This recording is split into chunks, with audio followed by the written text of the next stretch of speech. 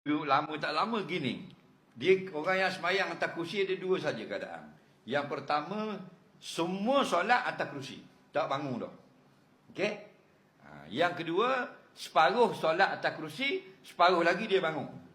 Okey. Siapa yang solat semua atas kerusi dari takbir sampai salam, kaki kerusi hadapan sama dengan kaki kerusi belakang sama dengan tumit orang di sebelah kanan kirinya. Nampak? Solat dia daripada takbir sampai ke salam atas kerusi. Maka hendaklah kaki kerusinya yang belakang atas garisan. Tapi kalau dia separuh atas kerusi, separuh bangun untuk rokok atau seumpamanya, hendaklah kaki kerusi hadapan atas orang.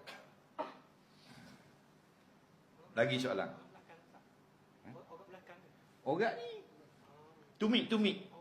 Tumit. Ni kaki orang dia ada tumit ada dua tumit. Tumit belakang kan. Nah.